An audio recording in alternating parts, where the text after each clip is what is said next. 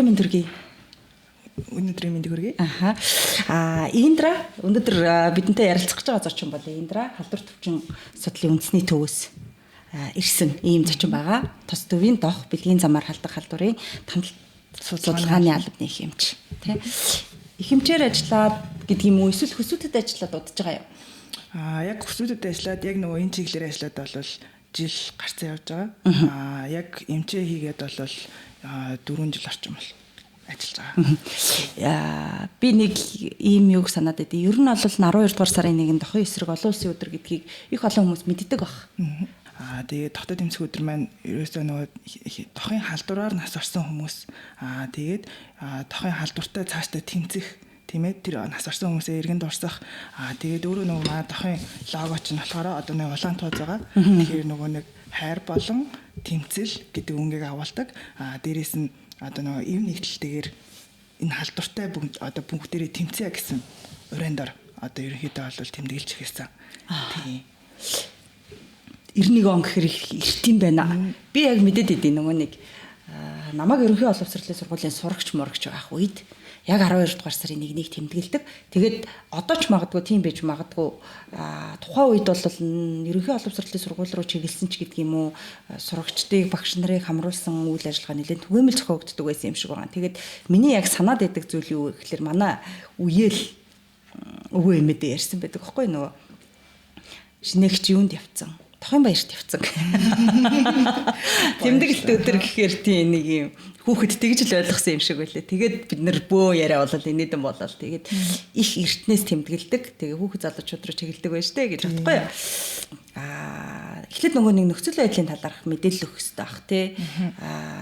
Дэлхийн нийтээр гэдэг юм уу өвчлөлийн тохиолдол өнөөдөр яг ямар хэмжээнд байгаа вэ? 24 оны байдлаар ЮНЕСКО-ээр тавьсан тохиолдол хэм бол 40.8 сая хүн хэдийгээр халдвартай. За энэс 31.6 сая хүн нэмжлэгдээд явж байгаа. За яг жилдээ батлагдсан тохиолдол хэм бол 1.3 сая хүн батлагдсан. Тоо баримттай дэлхийд бол за манай улсад бол 25 оны одоо яг өнөөдрийн хүртэл тохиолдол бол 423 шинэ тохиолдол байгаа 423 тохиолдол бүртгэгдсэн байгаа. За өмнөх оныхоос бол 35 шинэ тохиолдол яг энэ жилдээ гэсэн үг бүртгэгдсэн явлаа. Анхны тохиолдол чинь 1992 онд 92 он 35 тохиолдол шинэ тохиолдол. Энэ нөгөө нэг өмнөх онуудтай ингээд харьцуулдаг л ахaltaа тэгэхээр жилүүдтэй харьцуулахад манайх ер нь бол энэ жилээс өмнө хамгийн жилдээ одоо нөгөө хамгийн их тохиолдсон юм бол 32 тохиолдол бүртгэжсэн. Тэгээ энэ жил бол Ишкартыг эвтсэн байгаа. Яг нөгөө хүн амд донд илрүүлэлт илүү сайтай явагдаад байгаа гэх юм уу? Одоо нөгөө нийт хүн амлууга чиглэсэн урьдчилан зэрэг хэлхүүслүүд их манайх явагдаж байгаа шүү дээ. Тийм тэгээд бас одоо нөгөө олон нийтэд одоо чиглэсэн урьдчилан зэрэг хэлхүүслүүд явж байгаа учраас энэ жил ерөнхийдөө илрүүлэлт бол илүү сайтай байгаа гэж үзэж байгаа. Ер нь бол нөгөө жил болгоны юу одоо нөгөө юу гаргасан мэдэг тооцоол гаргасан мэдэг. Тэрэн дээр бол манайх ер нь 667 хүн халдвартай байх боломжтой гэсэн тооцоолтой байгаа. Тэгээд эндээсээ халдварын илрүүлэлт бол одоо 23 тохиолдол бүртгэгдсэн явж байгаа гэсэн үг. Энд чинь нөгөө юу одоо эрүүл мэндийн чинь тэгдэг бах те нөгөө нэг хүний ард нуугдмал байдлаар юм уу одоогоор мэдэгдэхгүй байгаа тэдэн тохиолдолч гэдэг юм уу нэг юм тооцооллын арга байгаа юу? Тийм байдаг. Тэрийг болохоор яг нөгөө манай тооцооллын мэрэгчлэнүүд статистикч юмж халдвар судлаач нар гаргадаг. Тэгээд яг нөгөө эрсдэл бүлэг дээрээ суурилсан тооцооллоор гаргаж ирдэг. Эрсдэл бүлгийн хүн амдад одоо суйрлаад тооцоолсон. Манайх ерөнхийдөө Монгол улсад бол ер нь хүн амын төлөвлөлийн эрсдэл бүлэг дээрээ их хөвчлэн байдаг. Тэгээд халдварын тохиолдлын ер нь бол бага түвшинтэй орнороо явагддаг. Тооцож явдаг. Тийм халдварын одоо тохиолдол багтаа улс орондоо ордог гэсэн үг. Тэгээд нийт нас оролт бол энэ онд 71 тохиолдол байгаа. За тийм энэ жилийн хувьд гэх юм бол 5 нас оролцооноор бүртгэгдсэн. Гэхдээ яг нөгөө дохын шалтгаанд нас оролт гэдэг бол байхгүй. Одоо нөгөө өөр бусад халдвар эсвэл одоо нөгөө хавдрын тохиолдлууд бас айгүйх орж ирж байгаа. Сүүлийн жилээр. Тэр чинь нөгөө нэг насжилт нөгөө сайн болчиход нэгсэн шүү дээ. Одоо нөгөө яг эмчилгээ сайтай болсон. Тэр эмчилгээ сайтай байна гэдэг чинь насжилт урт болоод эхэлж байна гэсэн үг. Тэгэнгүүт өөр бусад одоо нөгөө насжилттай холбоотой өвчнүүдэд өртөх эрсдэл нэмэгдээд явсантай холбоотой. Юу би болоо. Одоо 35 шинэ тохиолдол энэ бол баг хамгийн өндөр тохиолдлын илрүүлэлт гэж штэ. Энэ нөгөө нэг эрт илрүүлэг мэлрүүлэгтэй холбогддгоо. Тийм бага. Цэрэг татлага эрт илрүүлэлтээр явж байгаа. Дээрээс нь манайх нөгөө харуулсан таналтын судалгаа 2 жилдээ нэг удаа хийдэг байхгүй. Тэгээ одоо энэ жилээс болохоор шинжилсэн систем рүү одоо нөгөө харуултан таналт руу шилжээд хэлбэрчүүлсэн харуултан таналт руу шилжсэн маа. Тэгээд ер нь бол жил болгон харуултан таналтын судалгаа хийн. Тэр маань дандаа эрсдэл бүлгүүд дээрээ суурьсан. Тэгэхээр нөгөө нэг энэ жилдээ илрүүлэлтээ илүү сайтай явах. Нийт хүн амлуугаа ч гэсэн тэгээ эрсдэл бүлгүүлгөө ч гэсэн илрүүлэлт илүү сайтай явагдаад байна л гэсэн. Тэгэхээр залуучууд руу чиглэсэн гэдэг юм уу? Энэ талын ойлголт мэдээлэл өгөх чиглэлд ер нь яаж ажилладаг вэ? Манай төлөвлөгөө батлагдсан янз бүрийн юмнууд тий. За. Энэ жилийн яваад өдөртэй холбоотой гарах юм бол сургуулиуд тэгээ нөгөө нэг дээд сургуулиуд сургалт зохион байгуулах тэгээ нэг илрүүлэлт хийх тийм ээ халдварын илрүүлэлтийг хийх шинжилгээд авах одоо ийм үйл ажиллагаанууд өдөрлгүүд явагдана мөн эрүүл мэндийн яам болон нийгмийн эрүүл мэндийн үндэсний төвтэй хамтраад лекц унших илрүүлэлтээ хийх дээрээс нь одоо нөгөө нэг залуучууд донд идэвхжүүлэх үзнээс манайх өөрсдөө вебсайттай авсан байгаа. За тэгээ вебсайтн дээр нөгөө нэг мэдээлэл үнэлэх одоо нөгөө асуумжууд байгаа. Тэгээ асуумж аваад тэгээд одоо мэдлийн өмнөх болон дараах тестийг бөглүүлээд энэ нь болохоор идэвхжүүлэх үзнээс тодорхой хэмжээний шагналтайгаар явагдаж байгаа. Тийм ийм бас үйл ажиллагаануудыг хийгдэж явж байгаа. Дээрээс нь манай одоо хяналтын хүмүүс донд аппликейшн бий болсон байгаа. Илүү хүртээмжтэй төрөн шуурхай үйлчлэх үндсэн дээр дээрээс нь одоо энэ жилийн манай олдох юм бол одоо нөө өртөлтийн өмнөх сэргийлэлт буюу препи им гэж байдаг. Энийг болохоор одоо эмд бүртгүүлээд зөвшөөрөлтэй эмдээ бүртгүүлчихсэн байгаа. За тэгээд ер нь бол судалгаанууд бол хийгдэж яваадсан. Дэлхийд дахин ч гэсэн препиг бол өргөн хэрэглээд эхэлчихсэн байгаа. 2012 оноос эхлээд препиг айгүй хөргөн хэрэгжилж эхлээд дэлхийн эрүүл мэндийн байгууллага болохоор яг зөвлөмжтэй 2015 онд оруулсан. За манай болохоор яг 2020 онд болохоор эрүүл мэндийн сайдын тушаалтаа тусгаад өгчихсэн байгаа. Хүртэлтийн өмнөх сэргийлэл байдаг. Ямар гормоор яаж хэрэглэх нь болоо орчихсон. Тэгээд 2017-оос 19 онд болохоор залуу эрүүл мэндийн төвдөх СКАПА төслийн хүрээнд судалгаа хийж үзээд ер нь бол препи хэрэглээ өндөр байх юм бол хэдийгээр халдварыг авах эрсдлийг буруулах бүрэн боломжтой байна. Дэлхийн эрүүл мэндийн байгууллагын зүгээс зөвлөсөн зөвлөмжөөр бол яг гормын дагуу имээ зөв хэрэглээ явах юм бол халдвар авах эрсдлийг 92-оос 99% бууруулна гэж үзчихсэн. Тэгэхээр ер нь бол манайх одоо энэ жилээс эхлээд препи хаймыг яг системийн дагуу эмчийн хяналтын дагуу яг өгөх боломжтой болцсон эхлээд явж байгаа. Тийм. Одоо оюутан байгаа гэдэг юм. Анх нөгөө нэг 90 онд те 2000 оны ихэр ч юм уу ингээд энэ өвчний тохиолдлууд анх бүртгэгдэл тэрний дараах он жилүүдэд бол хүмүүсийн донд нэг юм амар гэдэг ойлголт байсан шүү дээ.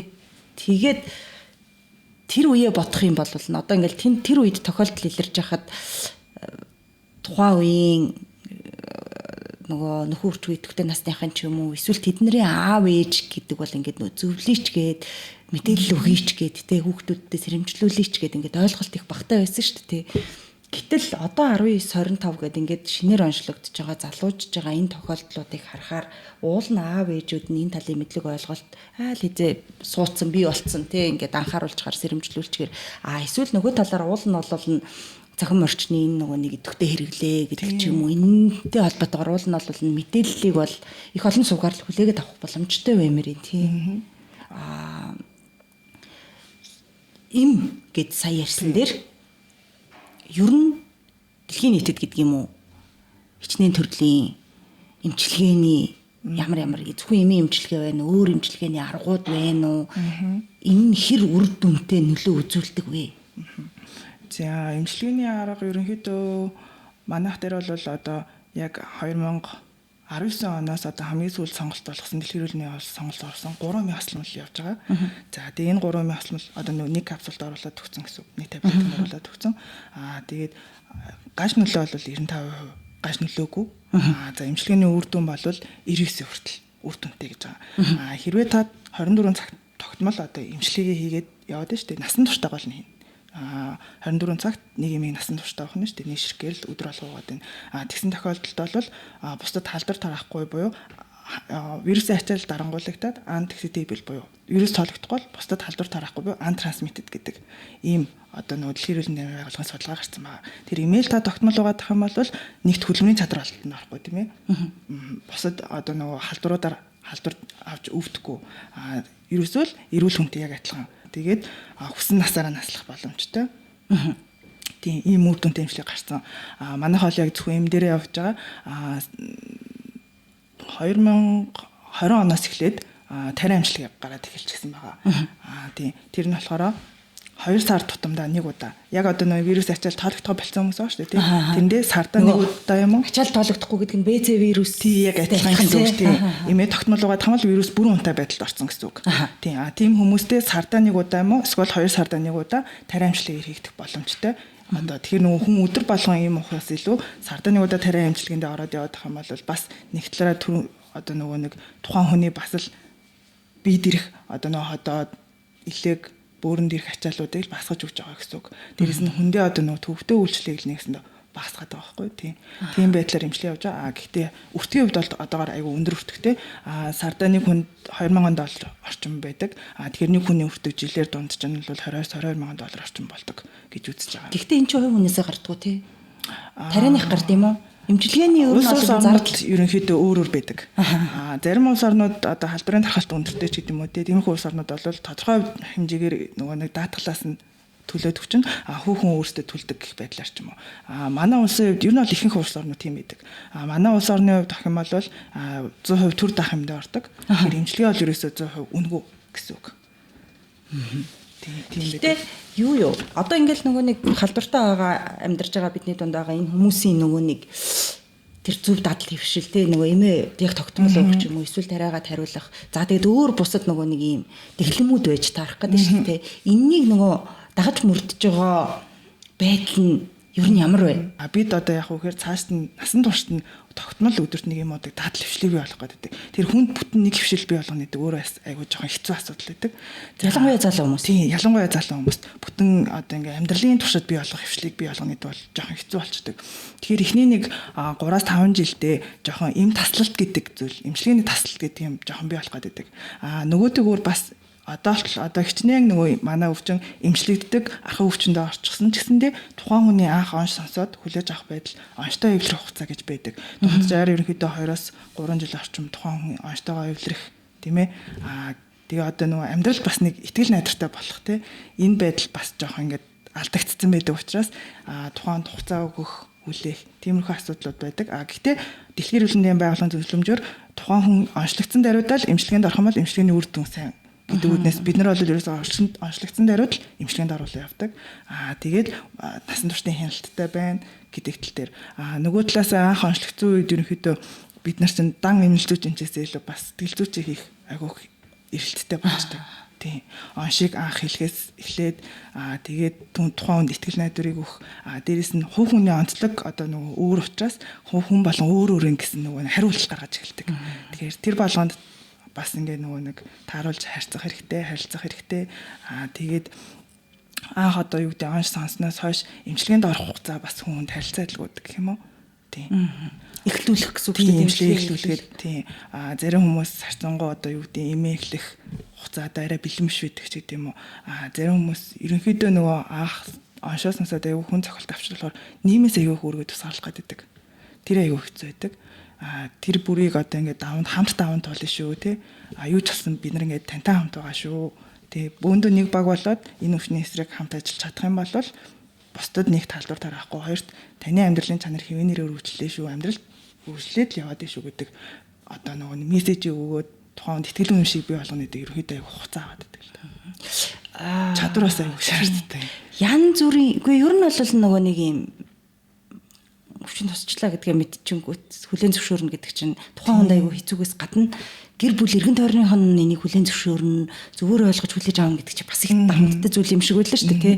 Одоо энэ нөгөө нэг юм мөн дээр харагддаг шүү дээ. Янз бүрийн даунтайг н аутизмтайг н гэдэг ч юм уу хүүхдүүдэд ингээд онцлуулчихаар эцэг их нь хүлэн зөвшөөрөхгүй гэр дотроо маргалдах танаа манаадаа тулах мулах гэл ингээд ийм асуудал байдагтай адилхан энэ тохиолдолд ч гэсэндээ тийм байдал үүсдэг байх гэж бодоод. Тэгэхээр нөгөө нэг анх онцлогдчихвол одоо яа гэдэг нөгөө нэг хүний эрх, хувь хүний нууц гэдэг талаараа зөвхөн тэр өвчтөнтэй ажилд юм уу? Эсвэл тэгээ одоо ялангуяа залуужаад байгаа тохиолдолд гэр бүл, эцэг их гэдэг юм уу? Эсвэл эхнэр нөхөрч гэдэг юм уу?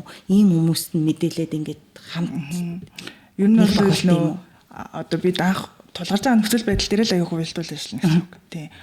Тухайн хүн нас нь хэд байна? гэр бүлтэй юугүй юу ч гэдэг юм уу тий одоо ингээ нэг хувь хүний мэдээллүүдийг авна шүү дээ. Тэрэн дээрээ үндэслээд дээрээс нь тухайн хүний хариу үйлдэлийг харна. Одоо өөр өөртөө аюул учруулахаар одоо үйл хийх болох үе хүнд байх юм билүү би тэрийг мэдэхгүй. Хэрвээ тийм байгаад байгаа тохиолдолд одоо шууд яаран тухайн хүний статусыг нэх бол бас аюул эрсдэлтэй болчдөг. Тийм. Тэгэхээр бид чинь нөгөө тухайн хүнийг аюулд оруулахгүйгээр урт удаан наслах боломжийг нь олох нь бидний ажлын бас нэг гол зорилго. Нөгөө зүгээр халдварыг бас бусад тараахгүйгээр халдварыг тогтоон барих нь бас нэг зорилго болчдөг. Тэгээд тэнгууд яг нөхцөл байдал болгон дээр л тааруулж ажиллана л та. Ер нь бол нөгөө тогтоо тэмцэх хууль гэж байдаг манай улсад. Тэгээ хуулийн өрөөнд ахын бол тухайн хүний амь насанд эрсдэл учирсан, эсвэл нийгэмд эрсдэл учирсан тохиолдолд яг хувь хүнээс эрх одоо нөгөө зөвшөөрөл авахгүйгээр бусдад статусыг нээх боломжтой гэдэг эрх зүйн золтол байдаг. Гэхдээ бид хэд бас хүн л нийгмийн ламтын юм чинь мэдээж тухайд хугацаа ер нь бол өгдөг. Яг би яг нөгөө өөрийнхөө хувь хүний практикийнхаа эмчийнхаа нөгөө практикаас юм бол манай хүмүүс нөгөө онцтойгоо эвлэрээд нэг тодорхой 2-3 жилийн хугацаа байгаа бол эхлээд та онцтойгоо эвлэрч. Эмчилгээний үр дүнтэй орчих. Өөрөө эхлээд. Тэгээ хоёлаа гоё үр дүнтэй болцсны дараагаар нэг 3-5 жилийн хугацаанд ч юм уу хоёлаа статусаа нээ гэдэг асуудал ярьдаг. Яг тэгэхээр нөгөө амьдрал аявуух баялаг ш. Тухайд юу ч тохиолдож болно. Тухайн ямар нэгэн байдлаар ухаангүй боллоо гэхэд тэр хүний эмчилгээг үргэлжлүүлж авах хин нэгэн цэсэн төрлийн ч юм уу тий асран хамгаалагч нь уг нь бол мэдчих яхан зүйл байхгүй юу. Тийм үүднээс ерөнхийдөө харьцангуй ингээл нөхцөл байдалд уялдуулж л ажилладаг. Анх бол нөгөө нэг нийгэмд нийтд байсан ойлголт бол за ингээл өгөх юм бэ гэдэг л ойлголт байсан шүү дээ тий. Тэгэхээр одоо бол бид нар амар гэрэлгээтэй юмны тухай ярьж штэ юм чинь ингээл БЦ вирустэй адилхан ингээд тий идэхгүй болох чинь унтуул чинь тэгэх юм бол ерөөсөн ялгараад ах юм байхгүй гэдээ ингэж штэ тий. Тэгэхээр хүмүүс бодож иж магадгүй нэг одоо чинь ингээл нэг анх Монголд тохиолдол илэрснээс хойш 34-5 жил баараг ингээд 40 жил болж штэ тий. Тэгэхээр нөгөө нэг энэ хооронд мэдээж нөгөө нэг анагаахын салбарт яаж бүрийн эмчлэх вэ ч юм уу урдчлан сэргийлж болох уу ч гэдэг юм уу. Ингээл нөгөө нэг туршилт нээлтүүд яваад л ийсэн баг л та. Тэгэхээр нөгөө вакцинтай холбоотой ямар нэгэн ойлголт боломж байд юм уу? Вакцин ерөнхийдөө яг нөгөө тухайн вирус маань өөрөө нөгөө айгүйх хурдан хосч идэг, мутацид орж идэг. Тийм ч учраас нөгөө шууд вакциныг гаргаж авахд бол маш хүндрэлтэй байгаа даа. Тэгээ одоо бидний яриад байгаа вакцин сая сүүлд гарлаа гэд сарын өмнө мэдээлэл гарч ирсэн ш түгжсэн ш. Тэр нь болохоор урьдчилан сэргийлэх имийг тарилга байдлаар хийгдэж байгаа.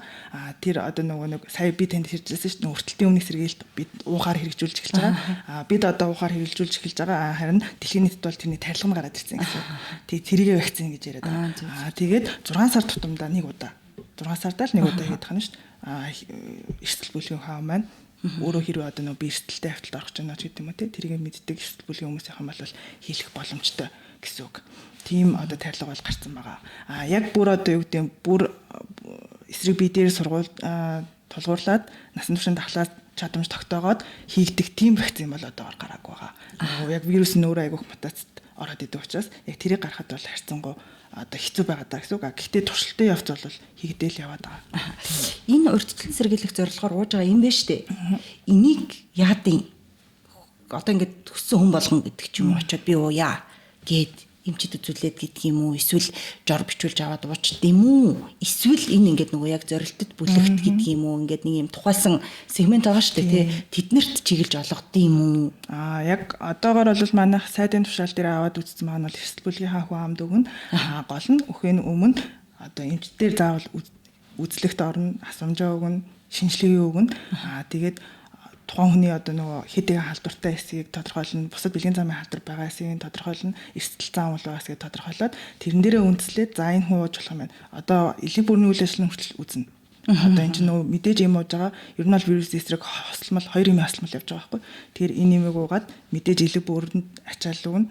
Тэгэхээр тухайн хүний биеийн байдлыг тэнцэж гэнэ үү? Дээрээс нь халдвартайгүй юу гэдгийг тодорхойлно. Мэдээж халдваргүй байх хэвээр. За тэгээд эрсдлийг нь үнэлжээж эрсдэл дээрээ толгуурлаад нөгөө тусдаа уух гормод байдаг. Байнга уух ёстой юм уу? Хэрэгцээт үедээ уух юм уу? Дээрээс нь эмээ уугаад тэрээ одоо болцсон бол дараагийн шинжилгээ та хяналтын шинжилгээ хэзээ өгөх юм? Эмээ зогсоосон бол яаж үнэхээр тэрийг дуусгах юм тийм ээ? Дахиад авахаар бол яах юм гэдэг юм уу? Энэ байдлаар эмчтэйгээ нэг толботой байгаад тэгээд хяналтан дор эмчийн хяналтан дор юм бол унаа гэсэн үг. Одоо ингээл илрүүлгүүд айгүй сайн болол ингэж штэ тий. Тэгэд энэ нөгөө сайн болж байгаагийнх нь нэг илэрлэл магадгүй бол энэ тохиолдлын тоо.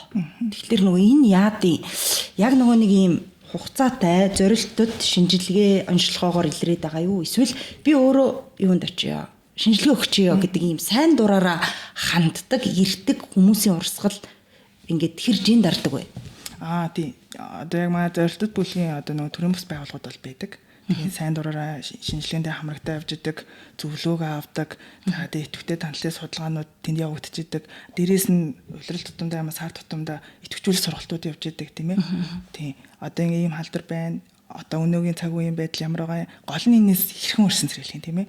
Урьдчилан сэргийлэх аргууд байгаа. Гол нь заавал халдвар авах биш шүү дээ. Энэс урьдчилан сэргийлээд яаж явах юм гэдэг энэ байдлаараа одоо нөгөө мэдээллүүдээ өгөөд сургалтаа хийгээд явж идэг төрийн бус байгууллагууд байдаг.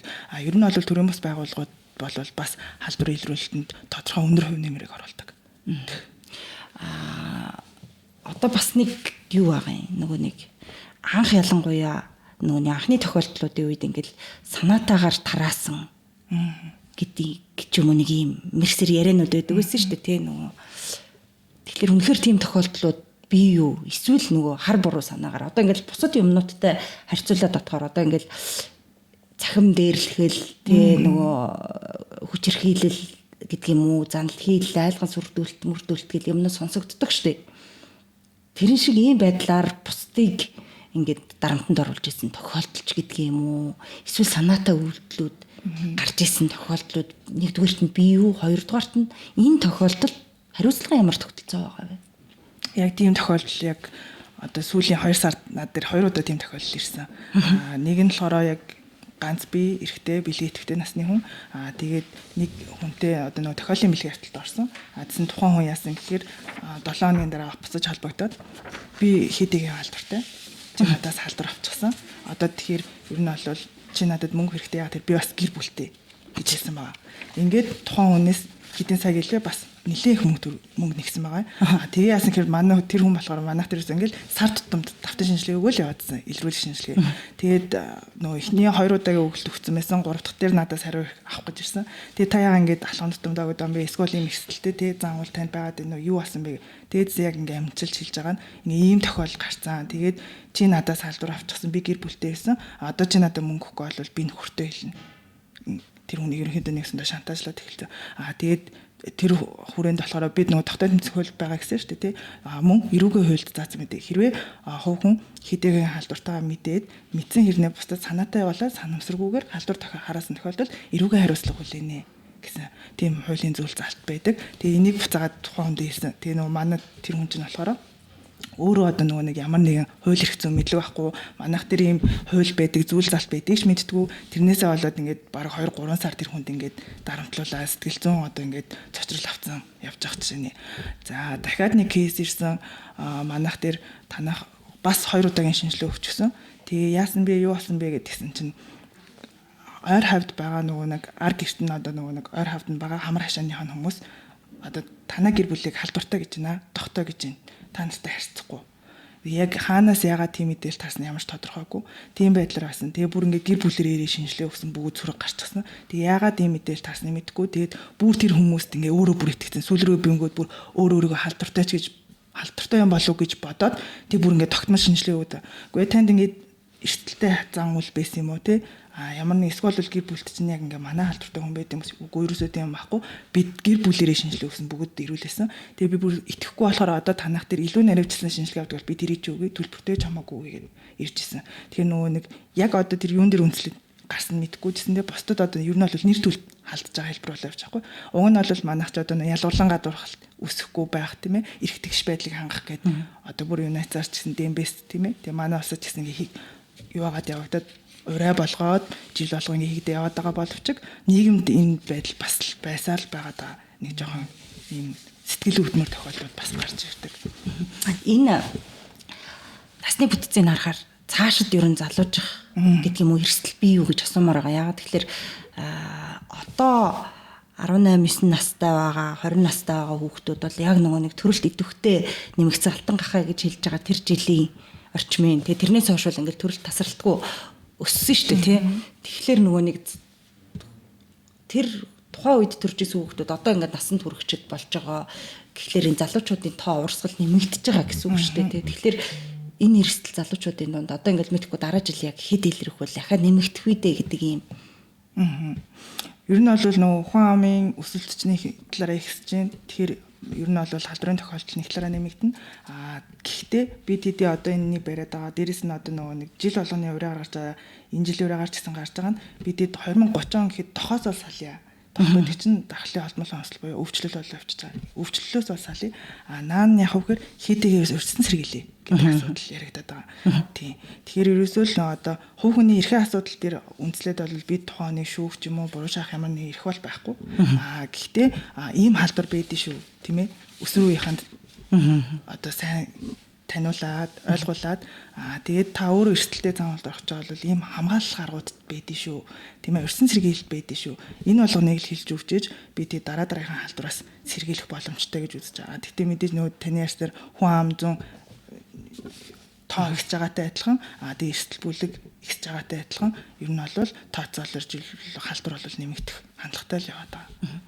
Одоо нөгөө нэг унтаа идэхгүй байдалд оруулж байгаа бид нарын эмэр тэгэхээр нөгөө бүрэн устгах гэдэг юм уу те ийм боломжууд мэдээж нөгөө нэг судалгааны ажлууд янз бүрийн юмнууд бол үргэлжлэл хийгдчихлээ байдаг бах тий. Ерөнхийдөө манайх одоо ерөөсөө хийгдэж байгаа имчилгээ бол ерөөсөө бүрэн устгах боломж байгаа даа шүү дээ. Яг тэгэхээр ийм нь болохоор тухайн одоо манай вирусын нэг онцлог нь болохоор дархлааны эс дотор ороод дархлааны эс дотор орж дархлааны эсийг гэмтээгээд тэндээсээ цаашаа үржээд дандаа нэг хүний дархлааны эсүүдийг юу ааждаг гэмтээж идэг. Энэтэйгээ холбоотойгоор одоо хийгдэж байгаа имчилгээ нөх юм бол ерөөсөө л үржлийг нь дарангуулах явагдаад байгаа. Тэгээд гол онцлог нь болохоор манай вирус маань айгүйх мутацид ороод идэг учраас яг одоо тэрийг өхүүлэх тийм ээ тухайн вирусыг бүрэн өхүүлэх имчилгээ бол одоогоор гарч амжааг байгаа. Одоо хийгдэж байгаа энэ вакцин имчилгээнүүд өртөлтийн үнэ сэргийлэлтүүд бүгд яд гэхээр бага хэмжээнд орох хэрвээ бид ороод ирвэл тэрийг нь үржүүлээд өвчлөл болохгүй хэмжээнд нь л наан барьж авъя гэдэг зорилготойгоор хийгдээд байгаа гэсэн үг.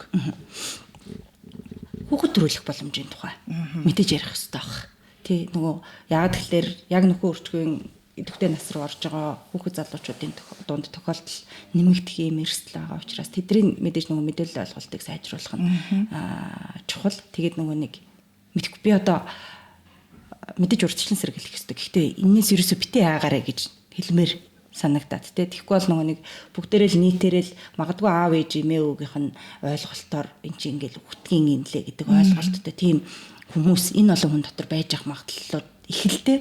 Тэгэхээр амьдралын чанарын тухай яриаг жоохон үргэлжлүүлэх юм бол нь тий эрүүл хөвгөд төрүүлэх боломжийн тухай бас яг юм чи хэлэх хэрэгтэй байна. Манад яг одоогоор бол нийт халдвартай 20 ээжээс 34 эрүүл хөвгөд төрсэн байгаа. Тийм 34 ээлээ ерөөсө халдвар аваагүй. Төрсний дараах олон жинсэн байх үеийн хяналтаа хийгдээд эмчилгээ ээж нар үр дүнтэй хийгдсэн үндсэн дэр ямар ч халдваргүй байгаа гэсэн. Ер нь бол одоо сая сүүлд гарсан өндөр үр дүнтэй эмчилгээ явагдаад байгаа. Энэ эмчилгээнд дэр бол нөгөө 98%-аас 99% вирус ачааллыг бүрэн дарангуулж байгаа учраас эрүүл хүүхэд гарах магадлал бол ерөөсөө 99%-аас 100% болчихж байна гэсэн үг. Тэгэхээр хүүхдтэй болох бүрэн боломжтой. Гол нь нөгөө саяны хэлээд байгаа эмчилгээгээл тогтмол хийгээ явж гин гэсэн үг. Эмээ яг ингээд дэлхийн байгууллагаас зөвлөмж олоод гаргасан зүйл бол та эмээ тогтмол уугаад жирэмслээд хүүхдтэй болж байгаа тохиолдолд халдвар авах эрсдэл 1%-аас бага хүүхэд гэсэн.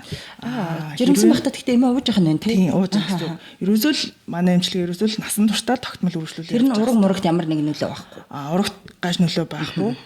Тэгтээ хэрвээ та одоо нөө эмээ тогтмол уухгүйгээс ч юм уу халдвар одоо вирусын ачаал нэмэгдсэн тохиолдолд урагт халдвар дамжих магадлал 15-аас 45% болоо өсчдөг. Тийм учраас эмийг ерөөсөө л тогтмол хэрэглэхээс өөр аргагүй л гэсэн үг. Нийгмээс өөрийгөө тусгаарлах гэдэг нэг тухай ойлголт байгаа тухай бид хэд ярьсан.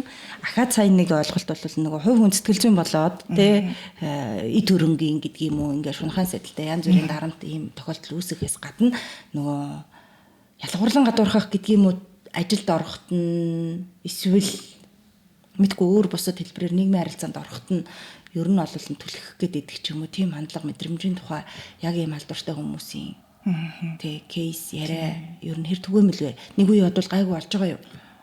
Яг уу харцангуй гайгүй болж байгаа. Гэхдээ л үргэлжлэл л байгаа. Тийм. Залуу насны хүмүүсийн дунд ерөнхийдөө нөгөө арай нөгөө мэдлэг арай ахиу болцсон ч гэсэндээ тэрнээс өмнөх насны хүмүүст ч гэсэндээ ерөнхийдөө мэдлийн түвшин одоо юу гэдэг баг багатай холбоотой гэдэг юм уу ялгуурлан гадуурхал бол айгүйх явагддаг. За тэгээд манай нэг хүүхэн хүмүүсийн байдлаас хүртэл үлдээд одоо манай нэг шинэ кейс маань надад бүр ингэ нэг амжилтлаад ярьчихсан байхгүй юу. Би ингэ нэг анх өөрийгөө онцлогдоод өөрийгөө одоо тухайн хүн өөрийнхөө нэг бэлгийн зүг баримжаанаас үүдээд болон яг нэг халдвар онцлогдсон дээр холбоотойгоор өөрийгөө айгүйх нэг буруу шадаг.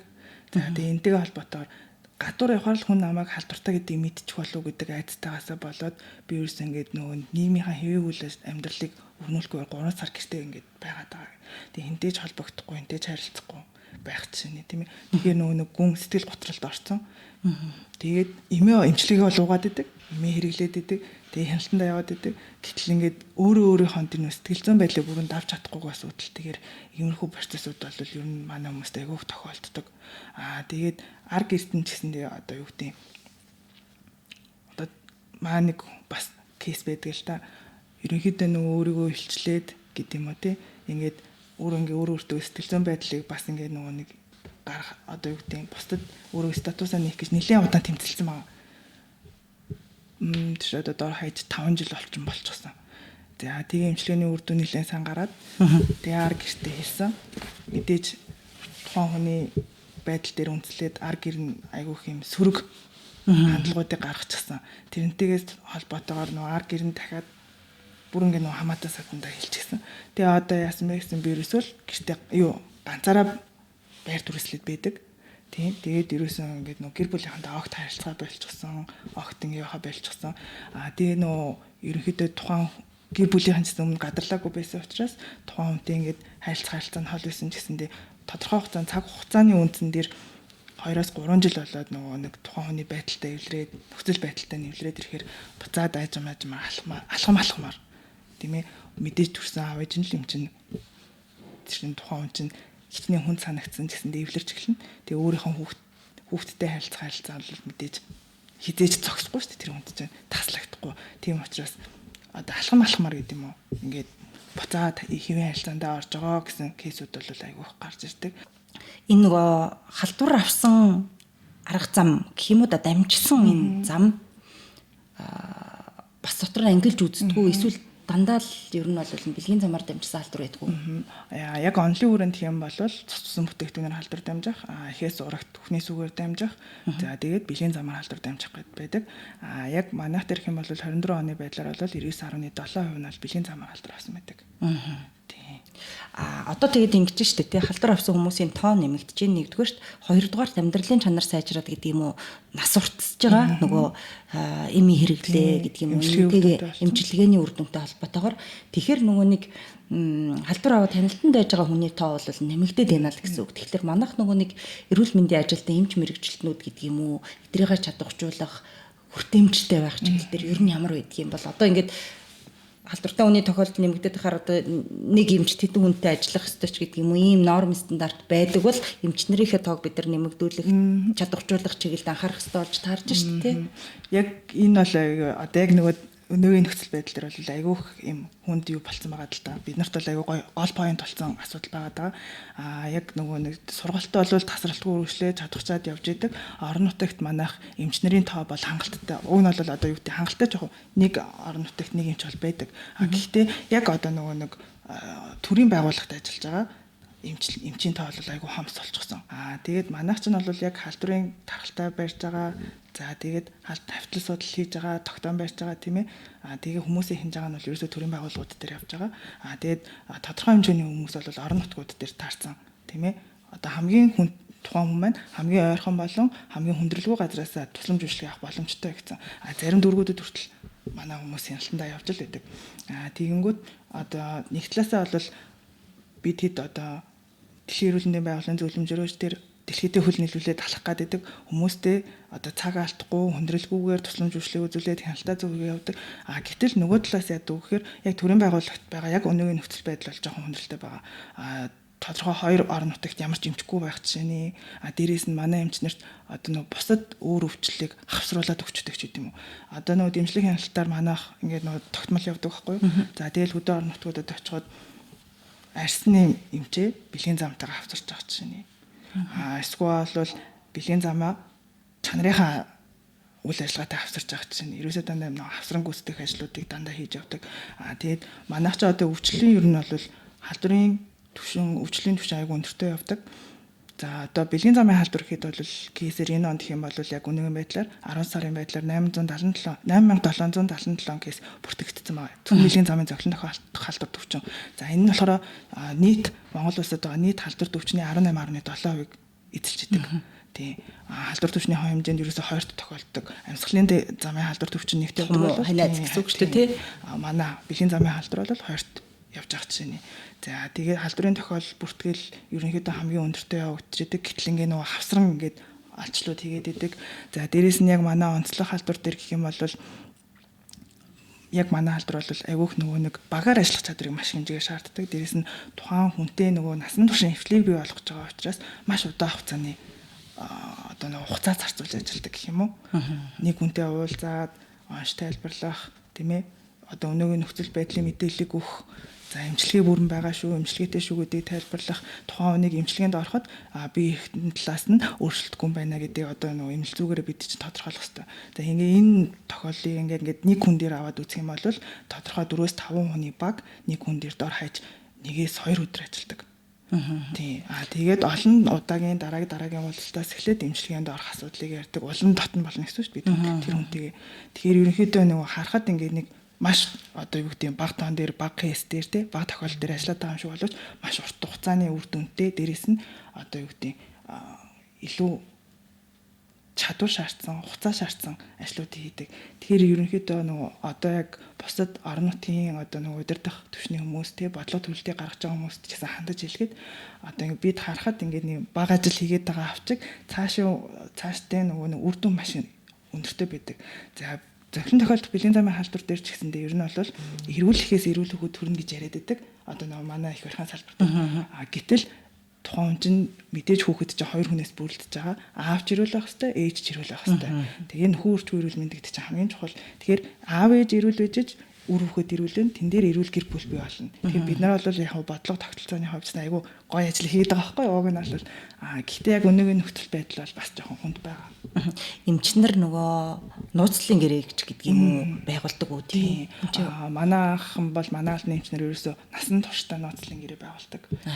Тухайн хүний нууцыг насан туршдаа би энэ ажлыг хийхгүй байсан ч гэсэндээ хүүхдлээ нууцыг хадгална гэдэг хуулийн бичиг баримтан дээр гар үсэг зурдаг. Энэ жилийн өрөө чи юу вэ 12 сарын 1-ний? За энэ жилийн өрөөнд болохоор асуудлыг шийдээ давхрын хариу арга хэмжээг сайжруулъя гэдэг өрөөнд дор явж байгаа. За энэ болохоор яг нөгөө нэг улс төртэй бас энэ жил харьцангуй холбоотой болчихсон. Дээрээс нь одоо нөгөө ковидын цар тахлаас үүдэлтэй эдийн засгийн хямралууд авих одоо нөгөө нэг түрүү жилээс эхлээд гарч эхэлж дэлхийд даяар хүндрэлүүд авих гарч эхэлж байгаа.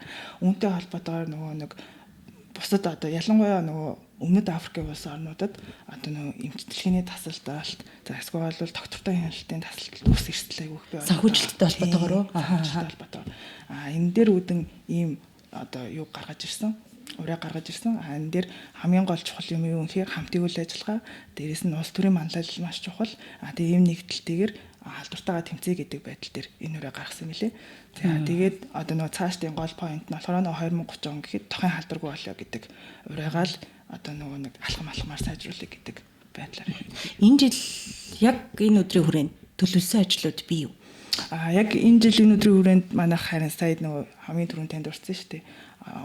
Ихтэй сургуулиудаар нийгмийн эрүүл мэндийн үндэсний төв болон эрүүл мэндийн яамтайгаа хамтраад ихтэй сургуулиуд дээр сургалт хийх, халдварын эрэлрүүлэлтийг хийх, дээрэс нь вебсайтаар залуу насны хам бол ер нь бол нийт хүн амт төр чинь суурьсан. Мэдлэгийн түвшинг дэвшлүүлээ. Мэдлэгийн одоо нөгөө нэг мэдлэг авахын өмнөх болон дараах тестийг ажиллаад энийг идэвхжүүлэх үндсэн дээр тодорхой урамшуулалтайгаар бэлэгтэйгээр энэ үйл ажиллагаа хийгээд. Одоо яг энийг нөгөө нухацтай сонссон хүмүүс нэг юм бодож иж магадгүй. Хаашаа хандах вэ? Тэ хүмүүс чинь ингэдэг штэ ингээл яг энэ тохиолдолд энэ чинь нэг их тийм ханиа төрсөнтэй бол хүрсэн шиг ийм асуудал биш учраас нуудаг тохиолдлууд их түгээмэл үж магадгүй л дээ. Эсвэл нөгөө санаа зовдөг те. Тэгэхээр саяны тохиолдол шиг ингээл аавда ээжтэй хэлдэг юм а гэхэд одоо жишээнд би утсаар яриад асуучих гэвэл хаашаа яаж хандах вэ? Эсвэл за нэг заавал хүн амтнд мэддэгдэлгүйгээр те очиод шинжилгээ өгчөө гэвэл яг хаашаа хандах юм бэ гэдгийг мэдэхгүй байгаа хүмүүс үж магадгүй л дээ тий. Аль эмнэлэгт очих юм, аль тасагт очих юм, аль эмчэд хандах юм гэдгийг мэдэхгүй байвал тэгэхээр тэр хүмүүсийг одоо ингээд нөгөө нэг энэ сайн дурын урсгалыг бий болгохын тулд очиж шинжилгээ өгчөө гэж байгаа хүмүүс хайчих юм. Утсаар зөвлөгөө мэдээлэл авъя заалгая гэвэл тий.